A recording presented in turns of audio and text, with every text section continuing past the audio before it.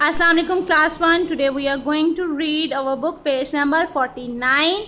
उर्दू की book open करें, अपनी फिंगर्स रखें ताकि हम अच्छे से रीडिंग स्टार्ट कर सकें। ये स्टोरी थी हमारी भेड़िया और मेमना।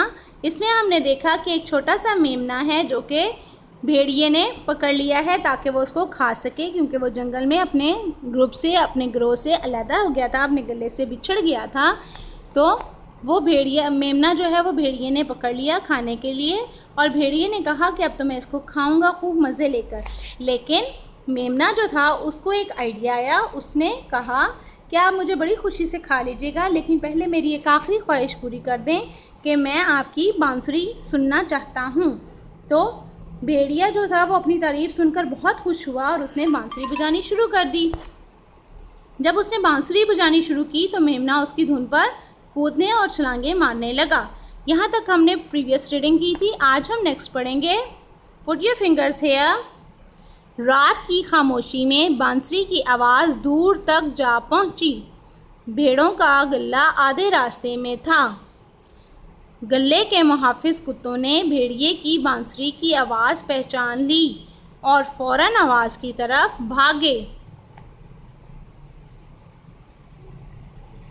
भेड़िए ने जो कुत्तों को देखा तो बांसुरी छोड़कर अपनी जान बचाकर भाग गया।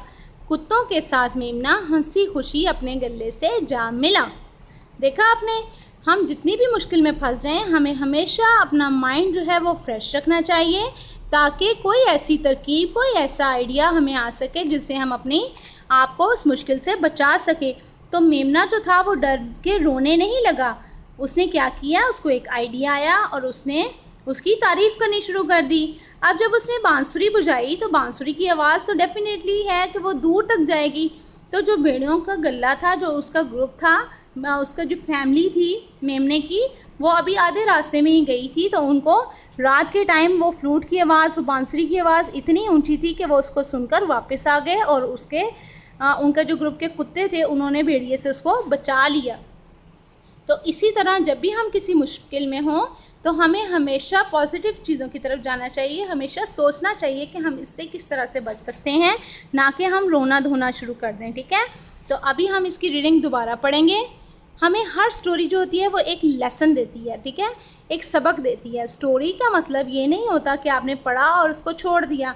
हमेशा ये सीखना चाहिए कि स्टोरी हमें क्या सबक दे रही है, हमें क्या सिखाना चाह रही है। ठीक है, तो ये भेड़िया और मेमना जो था, ये स्टोरी ने हमें क्या सिखाया कि मुश्किलात से घबराना नहीं चाहिए। हमेशा अपने माइंड में कुछ अच्छी चीज़ें या आगे की तरफ सोचना चाहिए कि हम इससे किस तरह से बच सकते हैं। ठीक है, उम्मीद है कि अब आप भी अपनी मुश्किलात को हल करने के लिए अच्छी बातें सोचेंगे, ना कि उससे घबरा जाएंगे। अब अगेन हम एक दफ़ा रीडिंग करते हैं।